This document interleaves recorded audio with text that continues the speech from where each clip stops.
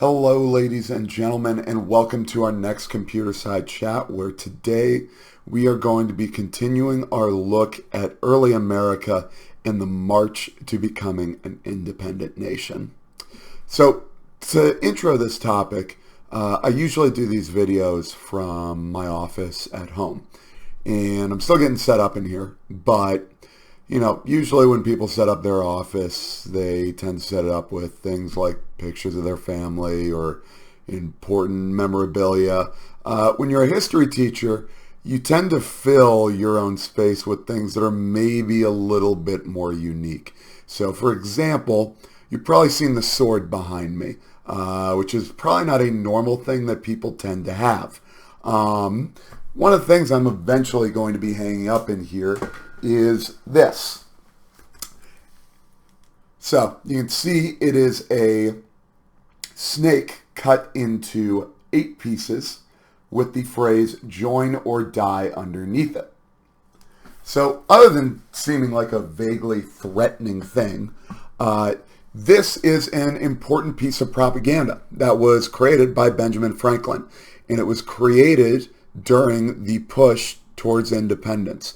And specifically, the message behind it was that the colonies must join together and stay united, or else they will be crushed underneath Britain. And so this begs the question, how did we get from the point that things were relatively good between the British and the Americans to suddenly having this relationship that was tremendously contentious and would eventually lead to the United States forming into an independent nation? And so let's go ahead and start looking at that today. So our topic is going to be the road to independence. And our essential question is going to be, why did the American colonies declare independence?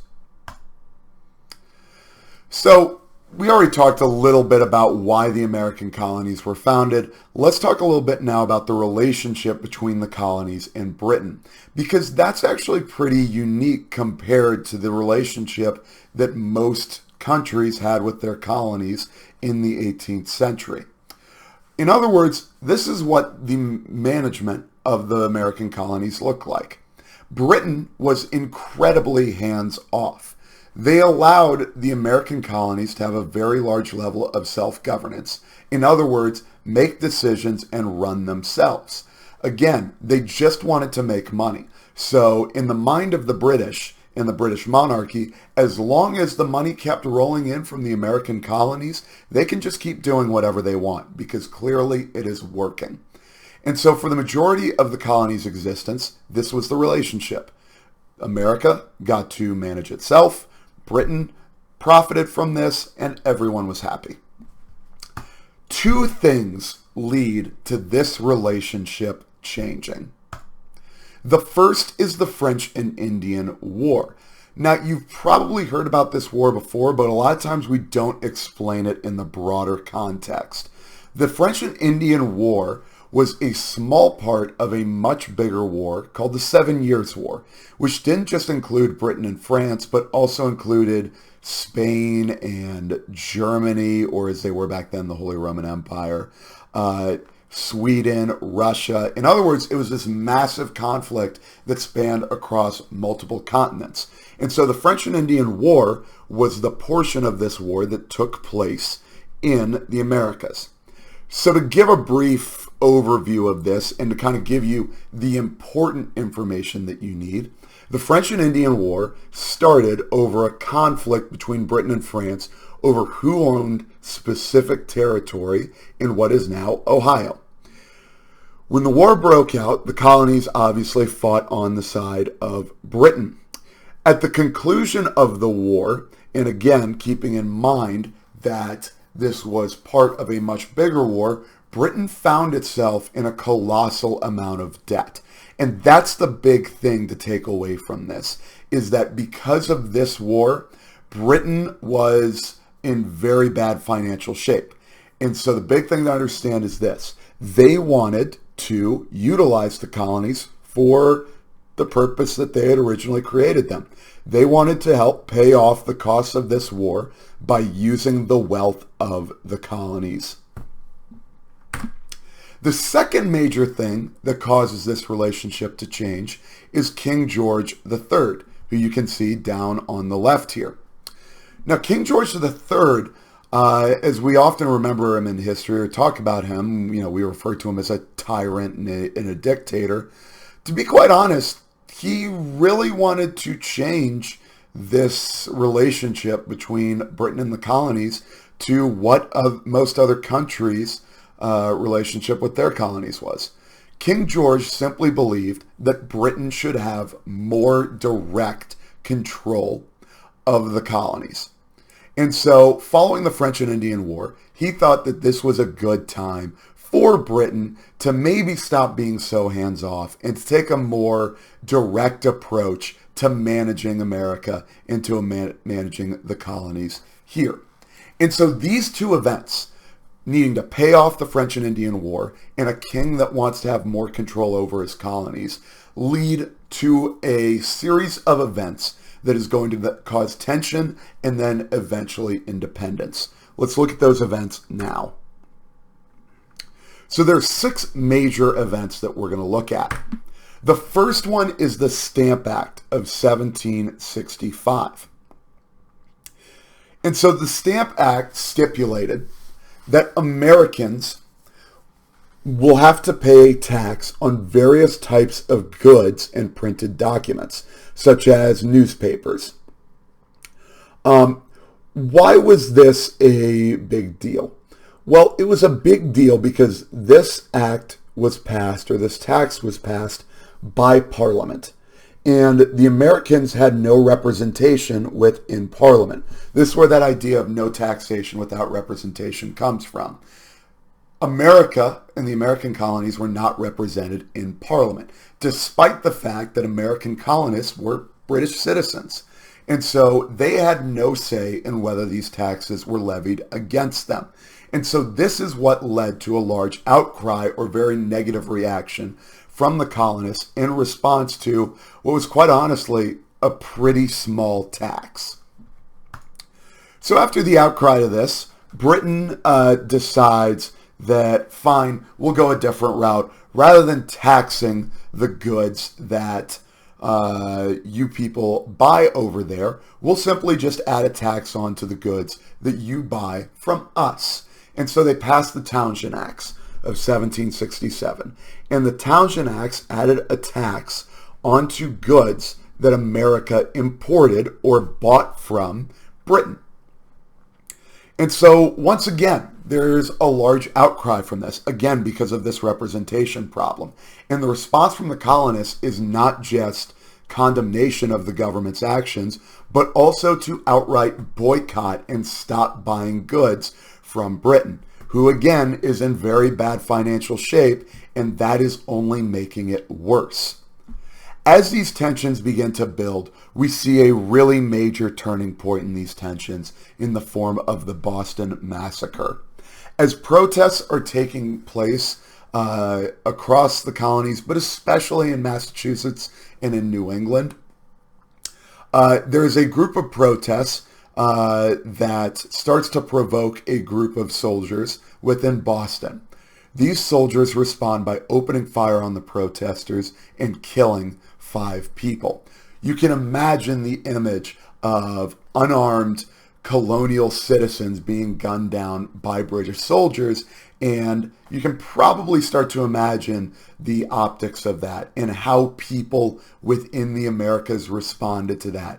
And to put it bluntly, or to put it in the simplest sense, not very well. The colonists, obviously, this is where we really start to see a mass movement against Britain start to materialize. So following this Boston Massacre and the outrage that followed, Britain once again decides that it wants to impose its authority. And so rather than step back and maybe become a little bit more hands-off as they had been, they want to tighten things on America more to try and make their authority over the colonies clear. And so they impose taxes on British tea. The response to this is the the Boston Tea Party, wherein a group of British ships is raided and the tea on those ships is thrown into the Boston harbor in protest of this tea tax. Now here you can imagine the reaction of the British, which is once again not very thrilled about this action by the colonists. Once again, a large financial hit to the British companies that brought that tea over, as well as a hit to the British government, who now is going to not be able to collect taxes on that destroyed tea. And so we get the Intolerable Acts, which is effectively the last straw or the second to last straw here. And so the Intolerable Acts are a set of acts passed by Britain, which basically says, we're done being nice. We are now going to bring the hammer down on the colonies. And so it does a couple things. The first thing that it does is that it dissolves the local government of Massachusetts, because this is where most of the revolutionary and protesting had been going on, or excuse me, the revolutionary attitudes and protesting had been going on. Massachusetts was the hotbed, especially Boston. So self-governance is taken away from the people of Boston. The second thing that the Intolerable Acts did is it also made it so that any British official accused of a crime in America would have to be sent back to Britain to hold trial. In other words, anyone accused of a crime in America could not stand trial there. And so technically, the Americans could not ensure that justice was served with regards to any British official that may have committed a crime in the Americas. Third and lastly, it also allowed for the quartering or housing of British troops anywhere within the colonies.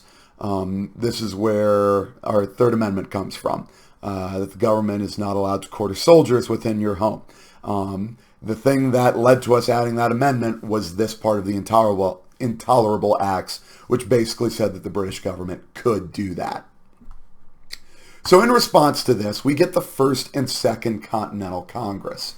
And the Continental Congress is a collection of leaders from all 13 colonies. And you would have seen names that you are very familiar with. George Washington, Benjamin Franklin, John Adams, Thomas Jefferson, etc., etc. These individuals came together in the First Continental Congress to try and diffuse tensions. And so initially they came up with some ideas to resist British tyranny and to condemn the things that the British were doing, but also to make a pledge that the resistance to the British government would be peaceful. And so after this, Britain once again did not take well to that and decided in response that they would disband militias specifically in Massachusetts, but were able to across anywhere in the colonies if they so wanted. In other words, they wanted to take the arms or weapons away from colonists and ensure that they did not have any way of fighting the British Army. This goes to the shot heard around the world and the skirmishes at Lexington and Concord, where we first see battles between the British and American colonists. And this leads to the Second Continental Congress, in which we form a united national army and we officially declare independence from the British.